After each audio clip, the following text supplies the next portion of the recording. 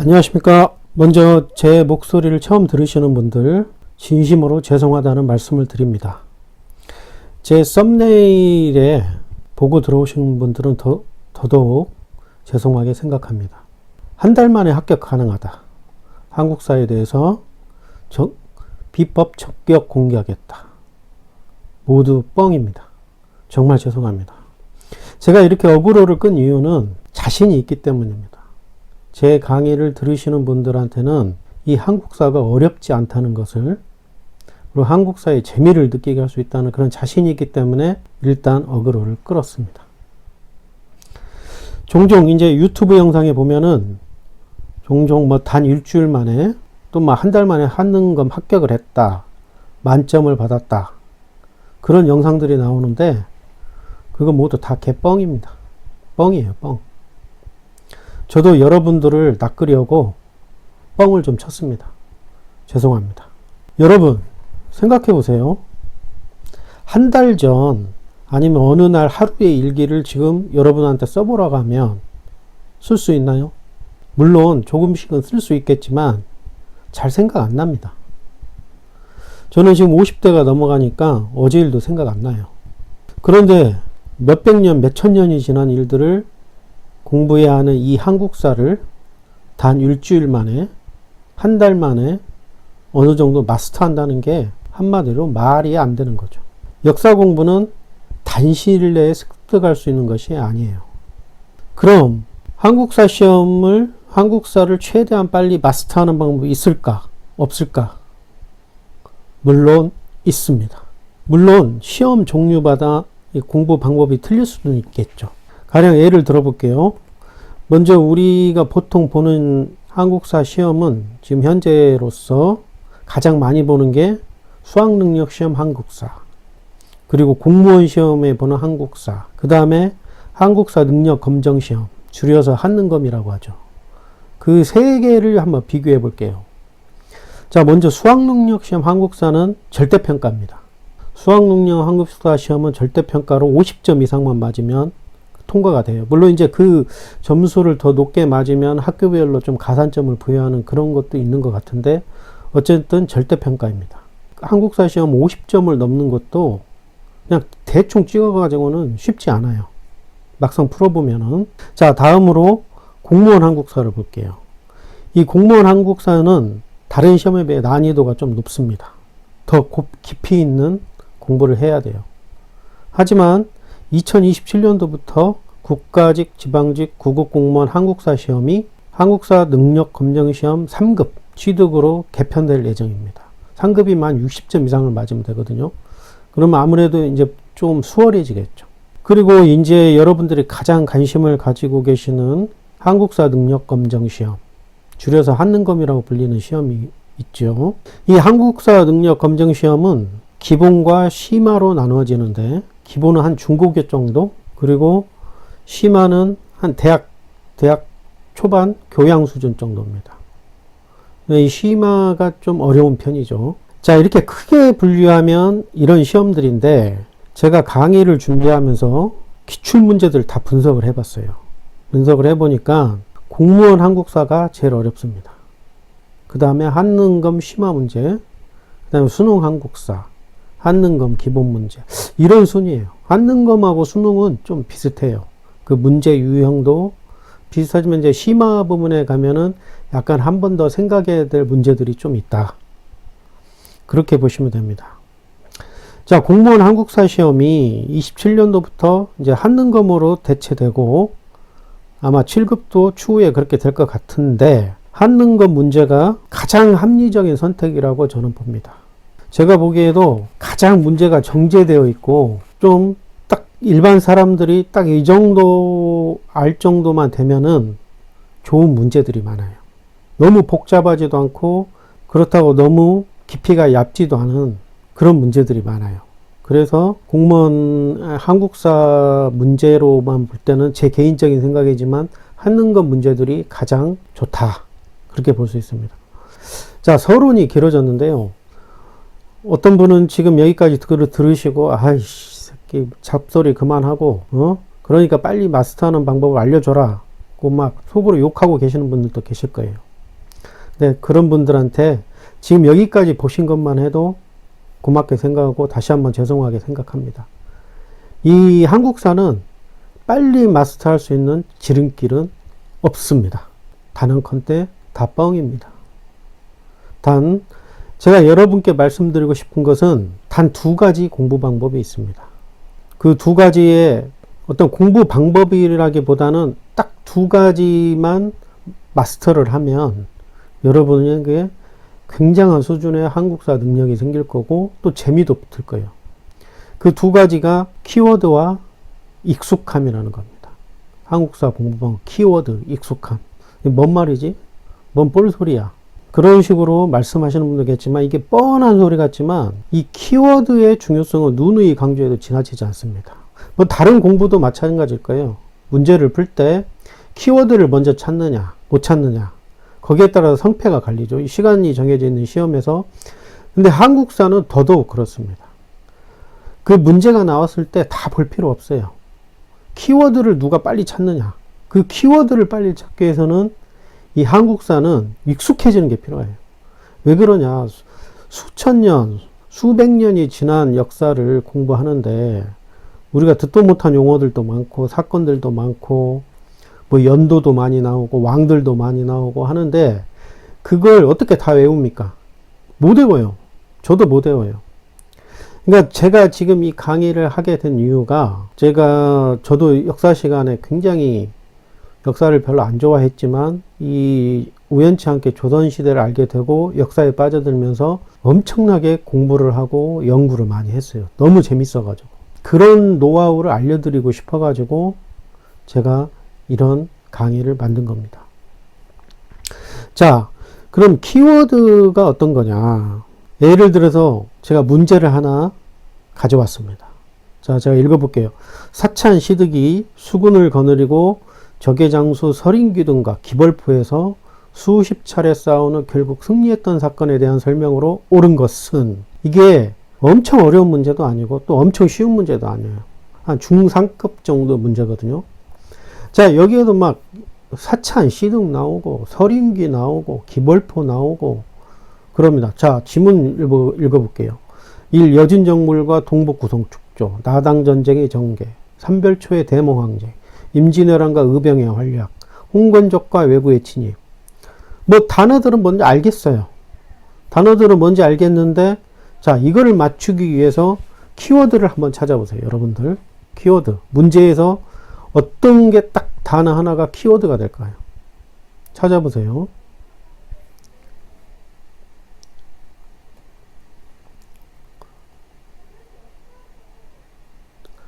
자, 키워드가 뭘까요? 그렇습니다. 기벌포입니다. 기벌포죠. 기벌포.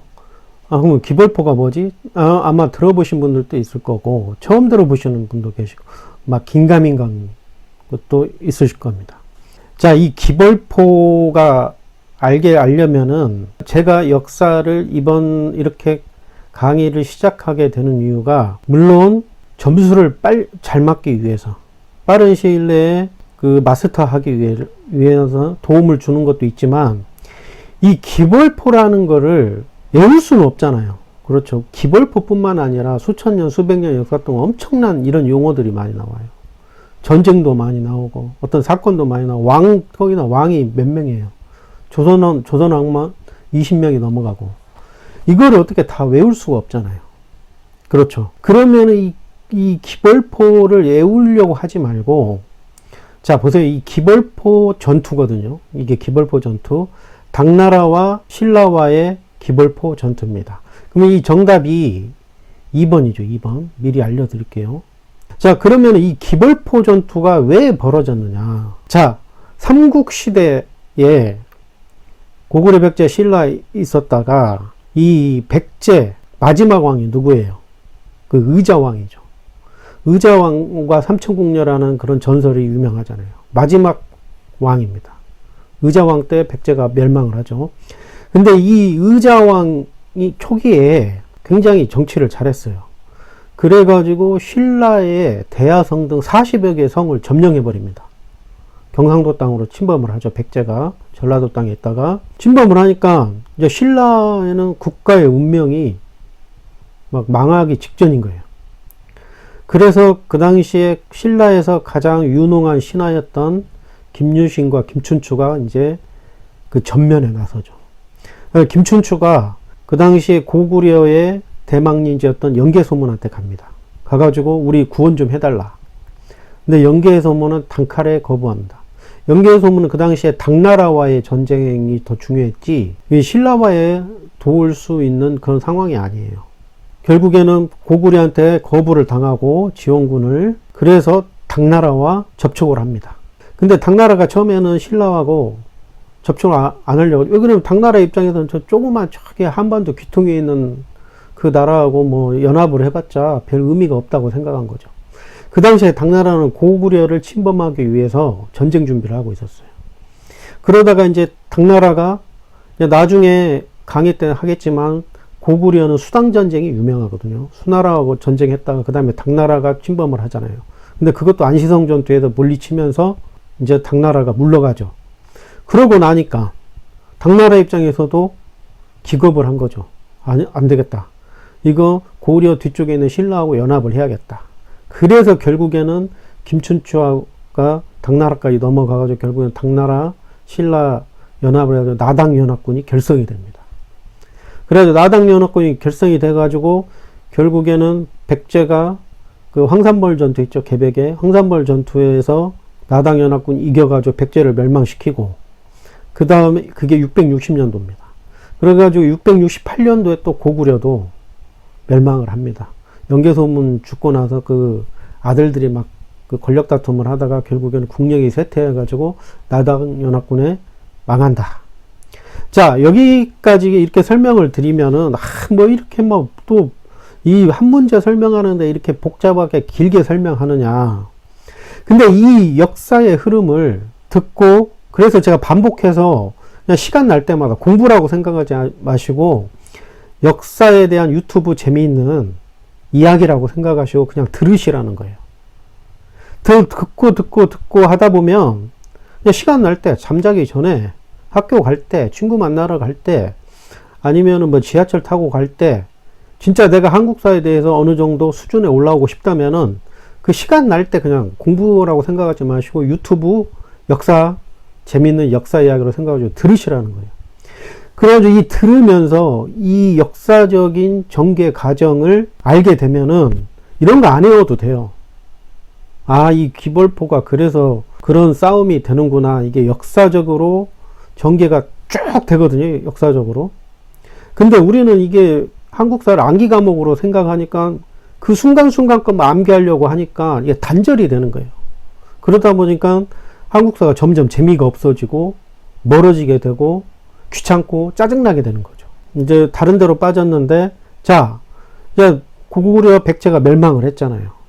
그러면 이제 나당연합군이 이 당나라가 야, 이제 고구려 백제 다 쳐부셨으니까 이제 신라 니네들이 한반도 잘 다스려하고 자기 나라로 가겠어요? 택도 없는 소리죠. 어? 자기들 병사들 죽어가면서 도와줬는데 그냥 놓고 간다? 택도 없는 소리입니다. 이제 한반도를 먹으려고 그러죠. 우리 한반도를 먹으려고 하니까 드디어 신라와 당나라의 전쟁이 일어납니다. 나당 전쟁이죠. 그래서 이 나당 전쟁에서 알아야 되는 것은 딱 두 가지입니다. 매소성 전투하고 기벌포 전투입니다. 기벌포가 저기 장항, 금강 쪽이거든요. 금강, 지금의 그 충청남도 장항 쪽이거든요. 장항. 군산에서 별로 안 떨어진 그 기벌포에서 마지막으로 당나라 수군을 무너뜨리면서 이제 신라 문무왕이 결국은 삼국 통일을 한다. 이 과정이에요. 이 기벌포 전투가. 그러니까 이 나당 전쟁은 고구려 백제 다 망하고 한반도를 둘러싼 신라와 당나라의 마지막 전투예요. 이 기벌포 전투가. 매소성 전투가 나오면은 나당 전쟁이다. 뭔 말인지 모르시겠지만 이걸 계속해서 듣고 역사적인 전개의 흐름을 계속 들으면서 그 흐름을 느끼신다면 이 기벌포가 이제 시험 문제 볼 때 긴가민가 해도 이게 뭐 그런 것 같은데 이때쯤인 것 같은데 고구려 백제 멸망하고 뭐 이때쯤인 것 같은데 왜 그러냐? 전투란 전투가 이 역사적으로 굉장히 많거든요. 헷갈려. 하지만 계속해서 시간 날 때마다 듣고, 제가 강의하는 방식이 역사의 흐름을 전달해 주거든요. 역사의 흐름과 또 비슷한 유형, 비슷한 시기, 그것들을 한데 모아가지고 그 강의 영상에 담거든요. 그러니까 시대가 너무 많이 떨어졌어도 비슷한 것들을 묶어가지고 그런 것들을 참고자료로 여러분들한테 보여드리면서 하다 보면 더 이해가 빠를 거예요. 다시 한번 말씀드릴게요. 이 문제에서 뭐 사찬 시득이 나오고 적외장수 설인귀 나오고 이런 거에 막 현혹되면 안 돼요. 사찬 시득? 사찬이 뭐지? 사찬이 백제인가? 고구려인가? 그런 생각하는 순간 이 문제는 풀 수가 없어요. 설인귀 이거 하여튼 중국 사람 이름 같은데 내가 어디서 살라타라는 이름도 들어봤는데 막 그런 생각하다 보면 이 문제를 맞추는데 이 시간은 정해졌는데 문제를 맞추지 못합니다. 거기에서 이 키워드를 찾는 이 기벌포, 다른 걸 안 읽어도 기벌포네, 아주 승리했구나, 그러면 이때 대충 이때쯤이구나, 그런 식으로 키워드를 찾아야 돼요. 이거는 나당 전쟁과 관련되구나. 근데 외워서는 절대 안 된다. 역사의 흐름을 듣고 들으면서 역사의 흐름을 어느 정도 알게 되면은 이것 말고 또 매소성 전투가 나와도 맞출 수 있는 거예요. 그렇죠? 이게 키워드입니다. 키워드. 자, 여기서 이제 1, 2, 3, 4, 5번에서 2번이 답이죠. 답인데 1, 3, 4, 5 이것도 문제로 나올 수 있는 거예요. 다. 그러니까 이런 것들도 공부를 해야 되는 거예요. 제가 이제 문제풀이 과정을 하면 이런 것들도 다 하는데, 자, 1번 여진정불과 동북구성 축주. 여기서 키워드는 뭐예요? 그렇죠. 동북구성. 키워드를 찾아요. 나중에 이제 시대별 분류도 한번 해드릴 거거든요. 시대별 분류.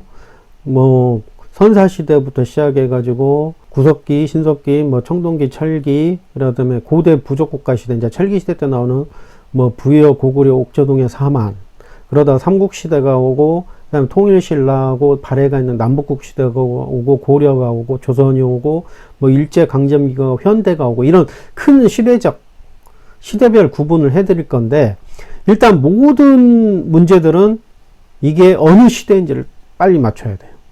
빨리 파악을 해야 돼요. 자, 기벌포가 나왔다. 어느 시대인가를 빨리 알아요. 그건 삼국시대 말이다. 큰 틀에서 이 시대를 맞추는 연습을 해야 돼요. 그러면은 50%를 풀고 먹어요. 자, 여진정부가 동북구성이다. 동북구성이라면은 이건 고려 때입니다. 지금은 이제 잘 헷갈리겠죠. 여진정부가 동북구성이라면은 특히 이 동북구성은 윤광과 관련해 있죠. 별무반을 창시한 윤광과 관련 동북구성이에요. 자, 이 동북구성하고 또 헷갈리는 게 또 있어요. 뭐 강동육주도 있죠. 강동육주. 조선시대 가면 세종시대 때 사군육진을 개척했다. 그것도 여진과 관련되거든요.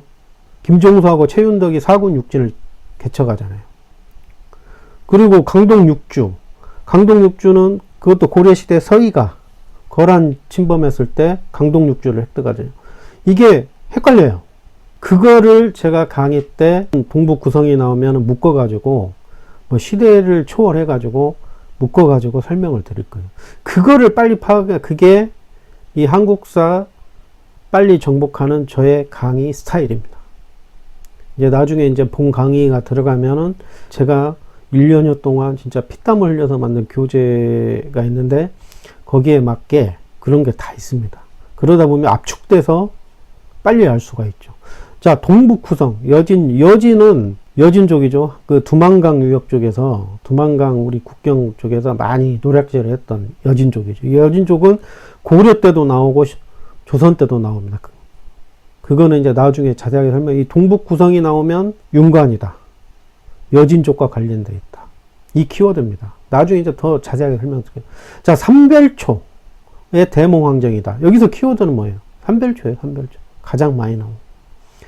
이 삼별초를 가령 자세히 모른다면 대몽이 뭐예요? 몽골과 관련돼요. 몽골 침략은 고려입니다. 그리고 여러분들이 많이 헷갈리는 게 몽골 침략하고 청나라, 후금이죠. 후금 침략하고 많이 헷갈려요.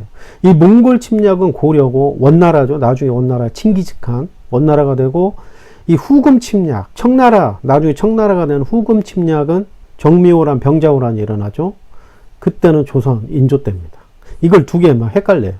그럼 몽골과의 대적한 이 항쟁은 고려죠. 일단 여기는 고려입니다. 고려.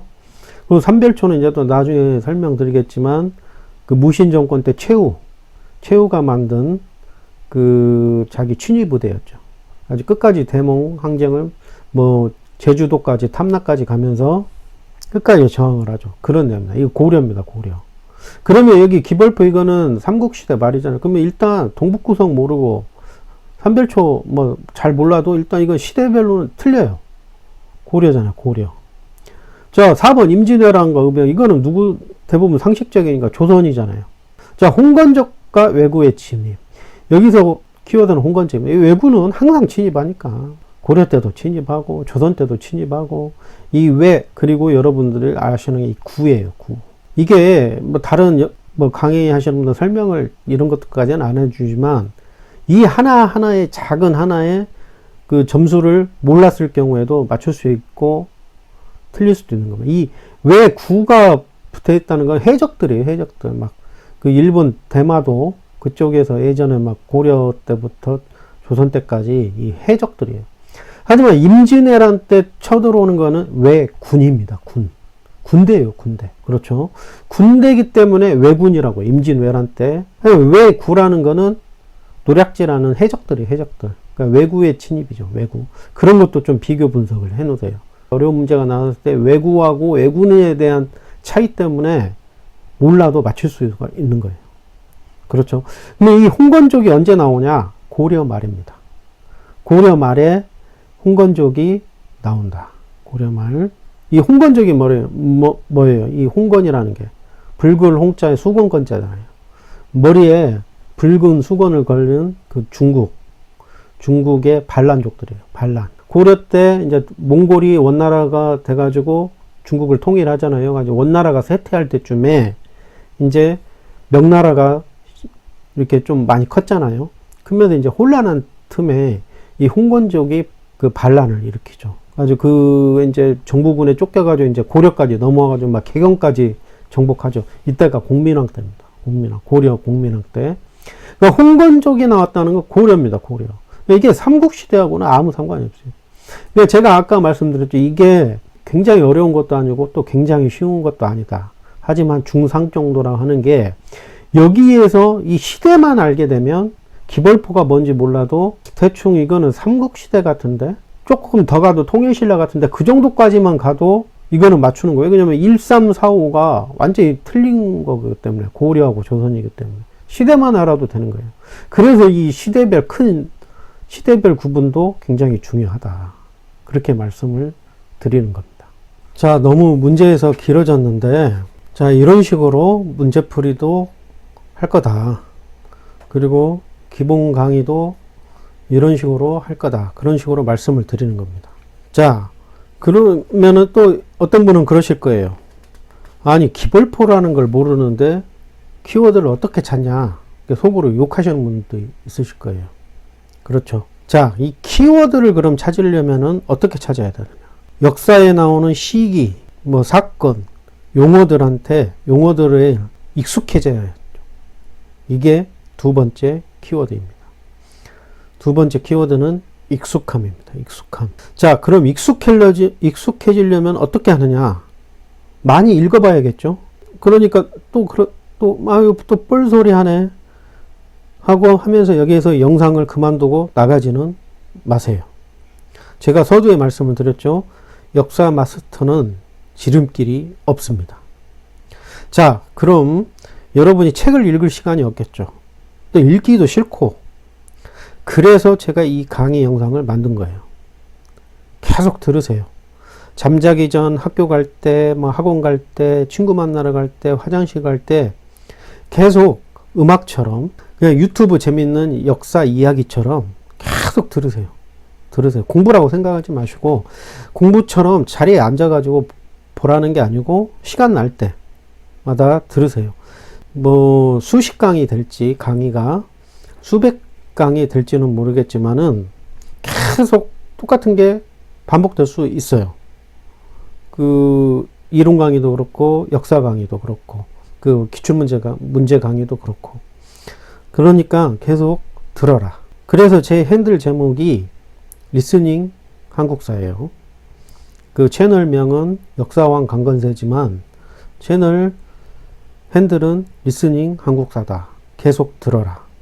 그걸 강조합니다. 익숙해져야 됩니다. 자, 여기까지 왔는데 그러면서 또 그러실 거예요. 아, 정말 미치겠네. 대충 공부해가지고 합격하고 싶은데 이 공부하기도 싫은 역사를 계속 듣고 있으란 말이야?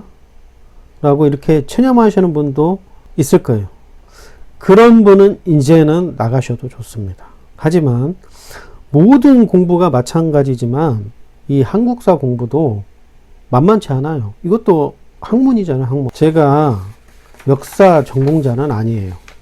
뭐 역사를 전공한 것도 아니고 저는 약간 예전에 법 쪽에 근무를 했었는데 이 한국사를 정말 끔찍할 정도로 좋아하고 열심히 공부하고 또 연구도 많이 하고 한 자칭 이제 아마추어 역사가라고 자부합니다. 그러면서 이제 1년 동안 그 체득한 이 노하우와 이 강의 영상을 만들기 위한 이 준비 작업으로 그 1년 동안 이 강의를 준비하면서 체득한 노하우를 이 강의 영상에 담도록 하겠습니다. 쉽게 재미있게 강의하는 그런 영상을 만들도록 하겠습니다. 이 역사는 반복해서 들으면서 익숙해지는 순간 여러분에게는 진짜 광명 같은 빛이 비춰질 겁니다. 그동안 포기했던 이 한국사에 대해서. 자, 한국사 출제 문제는 한정되어 있어요. 이 역사 문제라는 것이 이 역사의 흐름 속 수천 년, 수백 년의 이 역사 흐름 속에서 별 중요하지 않는 내용을 역사 문제로는 안 내요. 그 시대, 그 시기에 가장 핫하고 혁신적이고 역사에 남을 만한 사건들을 문제로 낼 수밖에 없기 때문에 문제는 거기서 거기입니다. 지금 당장은 막 시대, 시기, 사건들 또 왕 이름 막 용어들이 익숙하지가 않으니까 모두 막 포기하고 싶은 거예요. 하지만 그것들이 익숙해지는 순간 특히 키워드가 보이기 시작하는 순간에 한국사는 정복되는 것입니다. 한국사는 다시 한번 말씀드리지만 절대 암기 과목이 아닙니다. 수백 년, 수천 년들의 것들을 어떻게 다 외웁니까? 저도 못 외워요. 문제가 나왔을 때 키워드를 찾고 시대를 떠올리고 정답을 맞추는 겁니다. 여러분, 언제까지 한국사를 암기 과목으로 생각하고 어렵다, 귀찮다, 지겹다, 짜증난다면서 옆으로 팽개치실 거예요. 한국사를 이것만 공부만 한번 딱 잘해두면 나중에 뭐 일반 사기업체나 뭐 공사, 뭐 공무원 시험 관련 취직에도 굉장히 도움이 되실 거예요. 그때마다 또 막 다시 공부 시작해야겠다 하지만 또 포기해요. 이번 기회에 제 강의를 통해 확실한 뼈대를 만들기를 바랍니다. 자, 익숙함은 이 짜투리 시간에 역상을 듣고 또 들어라. 그러면 어느 순간 모든 단어들이 익숙해진다. 그거를 항상 생각해 두십시오. 자, 그러면은 제 강의 구성을 맛보기로 알려드릴게요. 먼저 이론 강의를 할 거예요. 이 이론 강의는 제가 이 1년 동안 이 강의를 준비를 했거든요. 제가 이게 한 이유가 그 당시에 수능 공부했던 저희 딸이 좀 공부 좀 한다는 애인데 이 한국사 실력에 진짜 큰 충격을 받았었어요. 그래가지고 여기까지 오게 된 겁니다. 자, 기본 이론 강의는 그 말이 이론 강의인데 기존에 나와 있는 뭐 강의와는 차별화되어 있어요. 저는 키워드 중심의 이론 강의입니다. 그러니까 기출문제 나왔던 것들을 이론화 시키고 각 시대별, 시기별, 사건별 유사한 것을 한 곳에 함께 묶어가지고 그때그때 설명하니까 이 역사를 입체화할 수 있는 거죠. 그냥 단편적으로 그 시대만 아는 게 아니고 비슷한 것들 묶어가지고 한꺼번에 알 수 있게 입체화를 시켰습니다. 자, 이 이론 강의가 끝나면은 이제 수많은 기출문제를 분석하여 제가 만든 문제를 가지고 강의를 진행하도록 하겠습니다. 물론 한능검 기출문제 가지고 강의를 할 수도 있지만 이거는 또 저작권 또 문제도 있기 때문에 물론 그거에 큰 터치는 안 하지만 또 저만의 알 수 있는 이 정도만 공부하면 합격할 수 있는 그런 문제들을 만들었기 때문에 그 문제를 가지고 강의를 하도록 하겠습니다. 제가 이 강의를 이제 시작을 하게 되는데 이제 지금 찍고 있는데 이 강의가 계속될 수 있을지 솔직히 장담할 수는 없어요. 제가 뭐 다른 일들도 하고 있으니까. 하지만 뭐 사명감이기보다는 제가 워낙 역사를 좋아하다 보니까 이 대한민국 국민들이 한국사를 너무 어려워하지 않고 재미있는 분야로 인식할 수 있도록 하여튼 최선을 다하겠습니다. 자, 여기까지 제 영상을 보고 계신 분이라면 정말 진짜 정말 고맙습니다. 제가 원하는 것은 제 강의를 듣고 한국사가 어렵고 지루하다, 짜증난다, 그런 과목이 아니라는 것을 모든 사람들이 알기를 굉장히 원하는 것입니다. 제가 예전에 법조계에 좀 근무를 했었거든요. 그 형법도 공부를 했었거든요. 그 공부할 때 당시에 이 형법 공부에 대한 그런 명언이 있어요. 들어갈 때 울다가 나올 때 웃는다는 말이 있습니다. 그만큼 이 법 중에서 이 형법은 처음 시작할 때 용어도 많고 굉장히 복잡하기 때문에 어려워요. 판례도 많고. 하지만 이거 반복하다 보면은 정말 어렵지만 어느 정도 논리적인 흐름이 있어요. 형법에는. 그 논리적인 흐름을 알게 되면은 정말 눈이 번쩍 뜨입니다. 그러면서 이제 재미있는 공부가 되는 거예요. 다른 법이나 뭐 형사소송법이나 헌법이나 민법보다 훨씬 재미있는 공부가 돼요. 그 흐름을 알게 되면. 근데 제가 한국사를 연구하고 공부하다 보니까 이 한국사도 마찬가지예요. 이게 모든 막 용어도 낯설고 잘 기억도 나지 않지만은 이 관심을 갖고 반복해 보니까 어느 순간 내 머릿속 한 곳에 막 층층이 쌓여요. 그게. 그러면서 이 형법 못지않게 진짜 재밌는 학문이 되더라고요. 저도 솔직히 말해서 학창시절에 한국사를 별로 안 좋아했어요. 뭐 구석기 시대 유적지도 외워야 되고 연도도 외워야 되고 왕도 외워야 되고 하니까 정말 짜증나는 거예요. 저도 외우는 거를 별로 안 좋아해요. 책 읽는 거는 좋아하는데 이 외우는 것을 별로 안 좋아하거든요. 그러다가 이제 직장 생활을 하면서 사회에 나와가지고 이 정조대왕 있죠? 조선시대. 정조대왕 관련 소설책을 읽다가 한국사에 빠져가지고 지금 20여 년이 넘게 그 역사 공부를 하고 있습니다. 특히 조선시대를 많이 연구를 했죠. 그러면서 이제 우리 역사를 공부하다 보니까 이 일제 식민지를 가져온 이 조선 역사에 대해서 너무 그동안 나약하게 생각하지 않았는지 그게 생각이 들더라고요. 역사 공부를 하다 보니까. 그러니까 고려는 400년, 조선은 500년이나 왕조가 장수했거든요. 이건 세계사에서 그 유래를 찾아볼 수가 없어요. 그만큼 안정된 사회를 닦았다는 것이 저한테는 굉장히 자랑스럽게 느껴지더라고요. 여러분들도 그걸 느끼시기를 진짜 간절히 바라고, 그냥 막연히 우리 막 일본 식민지를 초래한 게 이제 나약한 조선으로만 생각했잖아요. 근데 그 시대가 세계사적으로부터 얼마나 체계적이고 선진적이었는지 공부를 하게 되면서 알게 되었습니다. 우리가 식민사관이라고 불리는 그런 것에 빠져 있었던 거죠. 그러니까 지금 영상을 보시는 분들은 이 역사학자가 되려는 것이 아니고 시험을 통한 목표를 달성하는 것이잖아요. 그래가지고 아까 말씀드렸지만 저 수능 공부하는 제 딸 때문에 충격을 받아가지고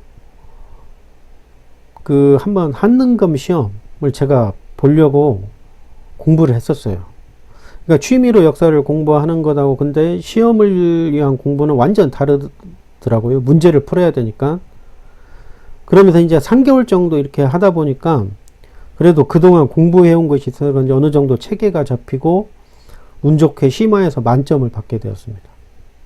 물론 이 3개월을 고지 그대로 믿으시면 안 되고 저는 그래도 시간 날 때마다 역사에 관심을 가지고 공부를 해왔기 때문에 이 만점이 가능한 거죠. 어떻게 말하면 만점을 받는데 20년이 걸렸다고 보는 것도 맞아요. 그냥 3개월은 단지 시험 적격화 기간이었다. 그렇게 생각합니다. 그만큼 한국사를 정복한다는 게 쉬운 것만은 아니에요. 하지만 쉽게 만들기 위해서 제가 이런 강의를 만들었다. 그렇게만 생각해 주시면 될 것 같습니다. 자, 여러분 아직도 이 영상을 보고 계시는 분들은 이 한국사 정복의 첫걸음을 떼었다고 저는 생각됩니다. 여기까지 와주신 분들 고맙고, 역사는 그 시대의 이야기이고 각 시대는 알게 모르게 비슷하게 연결되어 있습니다. 특히 한국사는 우리나라가 단일 역사이기 때문에 그 반복성이 놀랍도록 비슷해요. 그것이 역사를 배워야 하는 이유이기도 합니다. 자, 예를 들어 볼게요. 지금 정치권의 보수, 진보에 끝없이 싸우죠. 진보가. 이건 조선시대의 당파 싸움하고 다를 게 없어요. 역사를 통해 배워 현재의 삶에 반영하는 것이 저는 역사 공부의 핵심이라고 생각합니다.